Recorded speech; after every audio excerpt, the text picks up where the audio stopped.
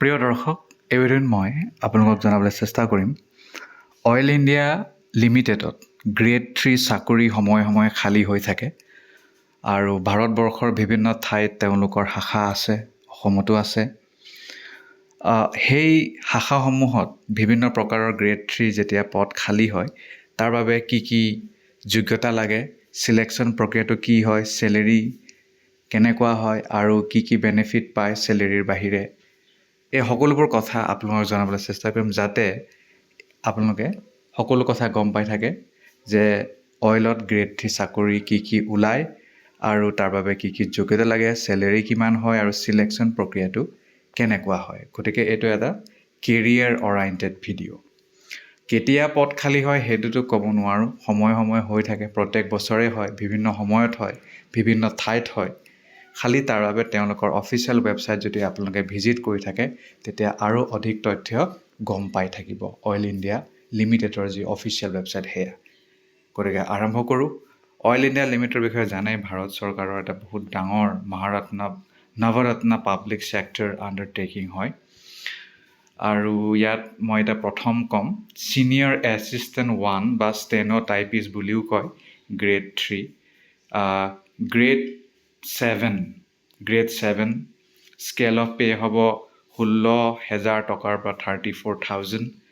আৰু পদ কিমান খালী হয় সেইটোও ক'ব নোৱাৰি, সময়ে সময়ে চেঞ্জ হৈ থাকে। ইয়াৰ বাবে গ্ৰেজুৱেশ্যন থাকিলেই হ'ল যিকোনো ডিচিপ্লিনত, আৰু ইংৰাজীত টাইপিং কৰিব পৰা যিটো short hand course minimum 80 word per minute সেইটো হ'ব লাগে, আৰু কম্পিউটাৰ টাইপিং মিনিমাম 30 ৱৰ্ড হ'ব লাগে। লগত ছমহীয়া ডিপ্ল'মা বা চাৰ্টিফিকেট কম্পিউটাৰ অপাৰেশ্যন কৰিব পৰা, MS office, excel, spreadsheet, MS power point ইত্যাদি পৰা। এইটো এটা পদ সময়ে সময়ে খালী হৈ থাকে। ছেকেণ্ড হৈছে senior assistant 1 Hindi translator, grade 7 হয়। স্কেল অফ পে' হয় 16,000 টকাৰ পৰা 34,000। আৰু ইয়াৰ বাবে গ্ৰেজুৱেশ্যন থাকিলেই হ'ল যিকোনো ষ্ট্ৰীমত, হিন্দী এজ এ মেজৰ বিষয় হ'ব লাগিব, আৰু ইংৰাজী ইলেক্টিভ ছাবজেক্ট হ'ব লাগে পাছ কোৰ্ছত। চাৰ্টিফিকেট বা ডিপ্ল'মা হিন্দী ট্ৰান্সলেটৰ কোৰ্চৰ, তাৰপিছত ছমহীয়া চাৰ্টিফিকেট ইন কম্পিউটাৰ এপ্লিকেশ্যন, আৰু বাইলিংগুৱেল প্ৰচেছিং পাৰিব লাগিব, হিন্দী আৰু ইংলিছ টাইপিং তেনেকুৱা। তাৰপিছত নেক্সট চাকৰি খালী হয় সময়ে সময়ে জুনিয়ৰ এছিষ্টেণ্ট 1 ক্লাৰ্ক কাম কম্পিউটাৰ অপাৰেটৰ, গ্ৰেড 5 চাকৰি। স্কেল অফ পে' হয় 13,500 টকাৰ পৰা 28,000 টকা। আৰু ইয়াৰ বাবে হাই ছেকেণ্ডেৰী পাছ কৰিলেই হ'ল যিকোনো ষ্ট্ৰীমত। তাৰপিছত ছমহীয়া ডিপ্ল'মা চাৰ্টিফিকেট কম্পিউটাৰ এপ্লিকেশ্যন থাকিব লাগে, MS Word, MS Excel, MS power point, computer প্ৰফিচিয়েঞ্চিটো থাকিব লাগিব, minimum 30 word per minute typing পাৰিব লাগে। তাৰপিছত আৰু এটা পদ খালী হয়, সেয়া হৈছে জুনিয়ৰ এছিষ্টেণ্ট 1 হিন্দী টাইপিছ কাম কম্পিউটাৰ অপাৰেটৰ, গ্ৰেড 5 চাকৰি।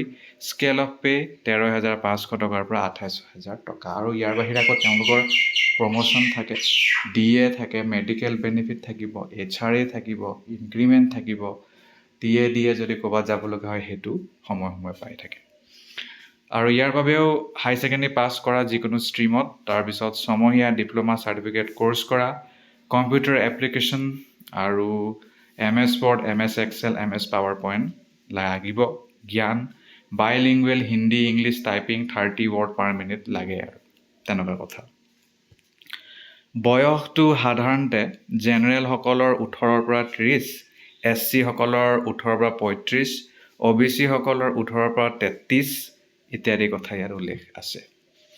মানে ইয়াত আৰু এটা কথা কৈছে যে পে' আৰু এলাৱেঞ্চেছ, বেচিক পে'টো পাবই, আৰু ইণ্ডাষ্ট্ৰিয়েল ষ্টাইলত DAও পাব। ইয়াৰ বাহিৰে বেলেগ পাব, যেনে HRA পাব, মেডিকেল ফেচিলিটিছ পাব, গ্ৰেচুইটি পাব, PF পাব, কোম্পানীৰ ৰুলছৰ মতে সেইবোৰ পাব।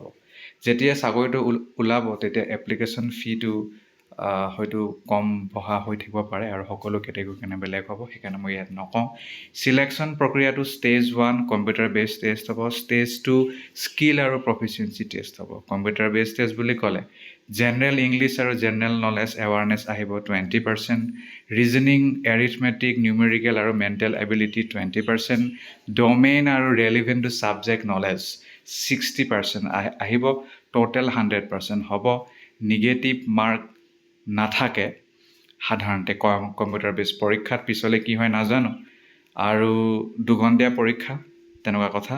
ইংলিছ হিন্দীতে আহিব। স্কিল আৰু প্ৰফিচিয়েঞ্চি টেষ্টত আপোনাৰ প্ৰেক্টিকেল নলেজ আপোনাৰ নিজৰ বিষয়ত 50%, প্ৰেক্টিকেল হেণ্ডছ অন টেষ্ট হ'ব 50%, টোটেল 100% হ'ব স্কিল আৰু প্ৰফিচিয়েঞ্চি টেষ্ট। তাৰপিছত মিনিমাম 50% মাৰ্কছ কম্পিউটাৰ বেছ টেষ্টত পাব লাগিব আপোনালোকে, তেতিয়াহে স্কিল আৰু প্ৰফিচিয়েঞ্চি টেষ্টলৈ আপোনালোকক মাতিব, তাৰ পৰাহে আপোনালোকৰ চিলেকশ্যনটো পক্কা হ'ব। ফাইনেল মেৰিট লিষ্ট মানে তাৰ পৰাহে ওলাব। তাৰপিছত প্ৰি এমপ্লয়মেণ্ট মেডিকেল পৰীক্ষা হ'ব, মেডিকেল ফিটনেছ চাব, ডকুমেণ্ট ভেৰিফিকেশ্যন চাব, মেট্ৰিকৰ পৰা আৰম্ভ কৰি সকলো তথ্য, তাৰপিছতহে আপোনালোকৰ চিলেকশ্যনটো হ'ব।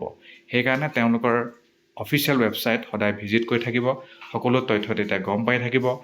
আৰু এই ভিডিঅ'টিৰ মাধ্যমেৰে মই আপোনালোকক জনাবলৈ চেষ্টা কৰিলোঁ যে যিবোৰ অফিচিয়েল চাকৰি হয় আমাৰ অইলত, বিশেষকৈ গ্ৰেড 3, 4, 5, 6, 7 কেনেকুৱা পদ খালী হয়, কিমান চেলেৰি হয়, তাৰ বিষয়ে ক'বলৈ চেষ্টা কৰিলোঁ। ধন্যবাদ।